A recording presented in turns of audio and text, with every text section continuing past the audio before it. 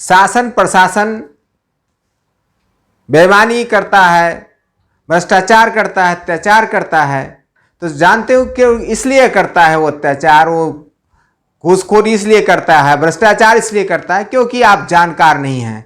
जिस दिन आप जानकार हो जाएंगे उस दिन आपके साथ जो भ्रष्टाचार हो रहा है, जो अन्याय हो रहा है, जो अत्याचार हो रहा है, वो उसका खात्मा हो जाएगा।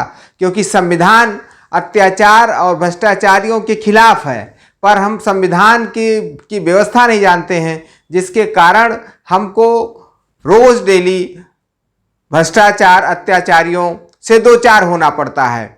मेरे प्यारे साथियों, आप सबको बहुत बहुत धन्यवाद देते हैं कि आप सब हमारे चैनल को बहुत कम समय में आपने बहुत तेजी से आगे पहुंचाया है। और हम अपने सभी व्यूअर्स से, जो पुराने व्यूअर्स हैं, उनको बहुत बहुत धन्यवाद। जो भी नए आ रहे हैं उनसे कहेंगे कि आप सब्सक्राइब कर लीजिए चैनल को, अगर ना किए हो, बाकी तो आप कर ही लेते हैं। साथियों, लाल वाली बटन सब्सक्राइब की जरूर दबाइएगा और पिछली वीडियो आप जरूर देखिएगा जिसमें मैंने ये बताया हुआ कि पार्ट 2 में कि FIR लिखाने के लिए प्रार्थना पत्र कैसे दिया जाए। पूर्ण रूप से उसमें पार्ट 2 में बताया गया है कि आप FIR कैसे कराएं।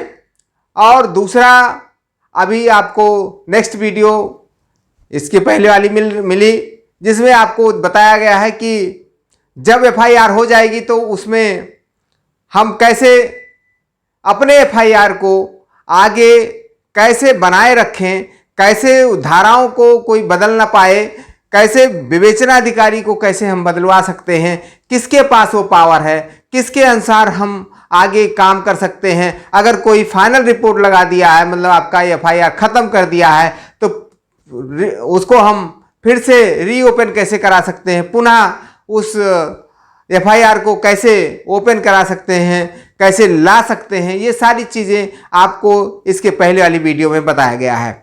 साथियों, आपने देखा होगा कि हम लोग मालिक हैं।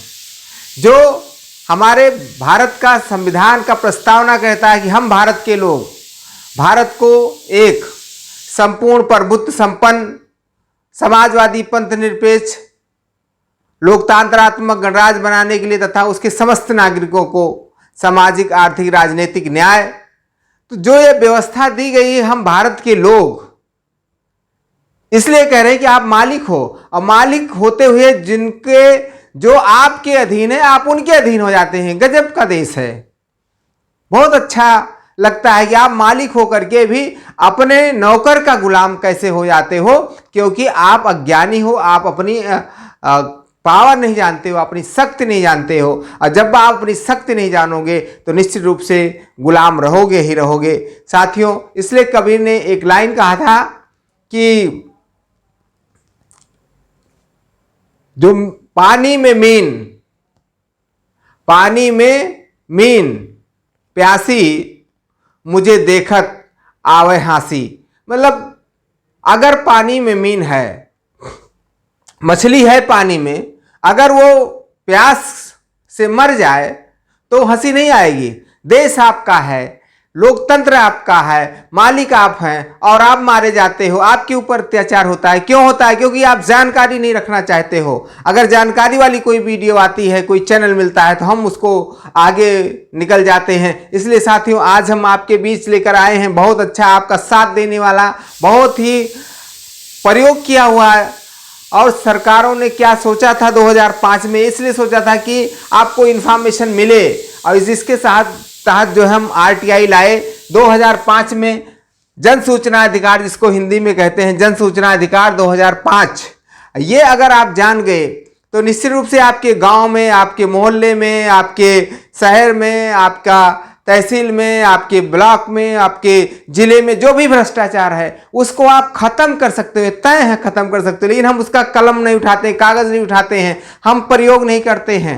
जिस दिन आप प्रयोग करना शुरू कर दीजिए उस दिन भ्रष्टाचार खत्म हो जाएगा और आपके साथ न्याय होने लगेगा। साथियों, हम कैसे एक 10 रुपये के पोस्टल ऑर्डर पर 10 रुपये में और करके और एक कागज पर अगर हम कुछ लिख देते हैं, कैसे वो बाध्य हो जाते हैं हमारे जन सूचना अधिकार 2005 के तहत जो है साथियों हम सबसे पहले हम लिखेंगे सेवा में, कैसे हम इसका प्रयोग करते हैं। यही एक दिक्कत है कि हम लोग देखना नहीं चाहते हैं। देखिए और समझिए, 1 मिनट की वीडियो है, 1 मिनट में प्रार्थना पत्र आपका तैयार हो जाएगा कि सेवा में श्रीमान जन सूचना अधिकारी आबलिक वीडियो सोहावल अयोध्या। हमने वीडियो को लिखा हुआ है, कहीं आप इसको जिलाधिकारी को लिख सकते हैं, कहीं आप इसको तहसील को लिख सकते हैं, कहीं आप इसको प्रदेश के किसी कार्यालय को लिख सकते हैं। अलग अलग विभाग होते हैं, उनके विभाग को आप लिख सकते हैं। बस इतना लिखना है, लेकिन आगे लिख देना, क्योंकि हर विभाग में एक जन सूचना अधिकारी की नियुक्ति हुई है। वो जन सूचना अधिकारी अलग से उसी विभाग में उसको चार्ज मिला हुआ है। जब भी आप जन सूचना अधिकारी के तहत आप कोई सूचना मांगते हैं तो उसको देने के लिए वो बाध्य है, वो आपको जवाब देगा। तो साथियों लिखा जाएगा आगे, महोदय श्रीमान जी से निवेदन है कि प्रार्थी शिव शंकर सनाफ राम सुधार, ये सब काल्पनिक नाम है, हम कोई वास्तविक नाम नहीं देते। अगर किसी को कोई दिक्कत होगा तो उससे हमारा कोई जो है कानूनी रूप से हमारा कोई संबंध नहीं है, क्योंकि हम एक काल्पनिक नाम इत्तेफाकन किसी का मिल सकता है, लेकिन कोई ऐसा नाम का मैंने जो है ओरिजिनल नाम नहीं लिया है, वास्तविक नाम नहीं लिया है। श्रीमान जी से निवेदन है कि प्रार्थी शिवशंकर राम सुधार ग्राम जीवपुर ब्लॉक सोहावल जिला अयोध्या का स्थायी निवासी है। प्रार्थी आपसे ग्राम सभा जीवपुर की निम्न बिंदुओं के अनुसार सूचना चाहता है। नंबर 1, अब आप क्या करेंगे, ग्राम सभा में वर्ष 2022-23 में मनरेगा के तहत कौन सा कार्य कराया गया। नंबर 2, ग्राम सभा में 2022-23 में कुल कितने जॉब कार्ड धारक को काम दिया गया। यहाँ हमने 22-23 लिखा है, आप 21-22 की सूचना मांग सकते हैं। जिस वर्ष का आपको मांगना हो आप मांग सकते हैं। वर्ष 2022-23 में मनरेगा कानून के तहत कुल कितने पक्के कार्य कराए गए। ग्राम सभा में नंबर 4 है, ग्राम सभा में नल बनवाने का कितना खर्चा हुआ और कितने नल ठीक कराए गए, उनकी सारी डिटेल आप देने के लिए लिख सकते हैं कि किनका किनका नल ठीक हुआ, उसका पूरा डिटेल दीजिए। तो इस प्रकार से हमने तो 4 ही बिंदु रखा है, आप 5, 6, 7, 8, 9, 10 जितना भी बिंदु आपको समझ में आता है उठाइए कागज कलम और जन सूचना अधिकार 2005 के तहत आप मांगिए सूचना। आपका प्रधान, आपका सेक्रेटरी आपके घर पर हाथ जोड़ेगा, आपसे निवेदन करेगा, सरकार जो आपको चाहिए वो बताइए, लेकिन हमसे ये सब मत मांगिए। और अगर आपका फंसा हुआ काम कोई होगा तो वो हो जाएगा, केवल आप जन सूचना अधिकार 2005 का प्रयोग तो करिए। फिर हम लिखेंगे, इस तरीके से हम अपना जो है नंबरिंग बढ़ा सकते हैं। आप जिन जिन चीज़ों को पूछना चाहते हैं और अपनी भाषा में, गांव की भाषा में, हम इसको ऐसे भी लिख सकते हैं, अवधि में भी लिख सकते हैं कि वर्ष 2005 में मनरेगा कानून में कौन कौन काम करायो, ऐसे भी हम लिख सकते हैं। और उसको तब भी वो ये नहीं कह सकता आपने कौन सी भाषा का प्रयोग किया, क्योंकि हम अवधी भाषा में रहते हैं तो अवधी भाषा की प्रयोग कर सकते हैं और उसको जवाब अधिकारी को देना ही देना पड़ेगा। प्रार्थी नीचे लिखेंगे, जब आपका पूरा समस्या जो पूछ रहे हैं, जो जो आपको सूचना चाहिए, पूरा होने के बाद में आप नीचे लिखेंगे। अगर गरीबी रेखा के नीचे है तो वो लिखेंगे, नहीं है तो कोई बात नहीं, उसमें आप लिखेंगे प्रार्थी गरीबी रेखा के नीचे का व्यक्ति है, इसलिए फोटोकॉपी का खर्च देने में असमर्थ है। अगर गरीबी रेखा के नीचे है, बीपीएल सूची है उसके पास, तो वो कार्ड में इसमें लिख सकता है। तो जो भी खर्च आएगा उसको विभाग को खुद ही खर्च करना पड़ेगा। अगर नहीं है तो उसमें लिखना पड़ेगा कि प्रार्थी जो भी इन सूचना के तहत खर्च आएगा फोटोकॉपी का, उसका देने के लिए तैयार है। संलग्नक में हम लिखेंगे 10 रुपये का पोस्टल आर्डर, उसका नंबर मूल प्रति लिख देंगे। इसमें हम 10 रुपये भी लगा सकते हैं और उसका नंबर लिख सकते हैं। दूसरे नंबर पर राशन कार्ड की फोटोकॉपी लगाना अनिवार्य है यदि बीपीएल सूची में है तो। अगर बीपीएल सूची में नहीं है, बीपीएल कार्ड धारक नहीं है, तो इसको कोई लगाने की जरूरत नहीं है। नीचे प्रार्थी ग्राम, ब्लॉक, जिला और मोबाइल नंबर आवश्यक है। ये आपको 30 दिन के अंदर ये सूचना आपको उपलब्ध हो जाएगी। और जब आपको सूचना उपलब्ध हो जाएगी तो आपको खुद पता चल जाएगा कि ग्राम सभा में कौन कौन सा कार्य हुआ है और किस प्रकार का कार्य हुआ है। तब जब आपको सूचना देंगे तब आपको पता चलेगा कि कहाँ से गड़बड़ियाँ हुई हैं, क्योंकि कुछ आपकी जानकारी में होगा, कुछ जो है दूसरों की जानकारी में होगा।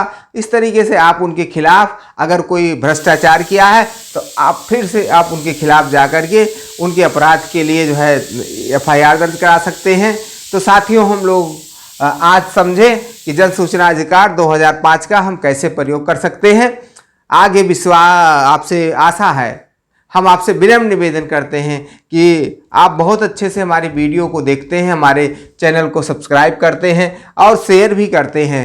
हम आपके बहुत बहुत आभारी हैं, ऋणी हैं कि आप ऐसे लोगों को न्याय दिलाने के लिए काम कर रहे हैं जिनके पास पैसे के खर्चा नहीं है, जिनके पास जानकारी नहीं है, जो जाते हैं दूसरे के पास। यही एप्लीकेशन लिखाने के लिए किसी आप वकील के पास जाएंगे, किसी जानकार के पास जाएंगे, 100-200 रुपये ले लेगा, खर्चा होगा। इसलिए साथियों, उठाइए ऐसे प्रार्थना पत्र लिख डालिए सादे कागज़ पर और उसके बाद 25 रुपये का, 30 रुपये का जो भी आपको खर्चा आता है रजिस्ट्री करने का, उठाइए रजिस्ट्री कर दीजिए। फिर देखिए वो आपके पीछे वो अधिकारी कैसे घूमता है। बहुत बहुत धन्यवाद, थैंक यू कि आप सब इस तरीके से हमारे बनाए हुए टॉपिक का आपको आपके जीवन में काम आ रहा है। मैं आगे यही सोच है कि आप कमेंट करिए, जो आपको जो भी कोई समस्या है हम उस समस्या को उठाने का काम करेंगे। Thank you.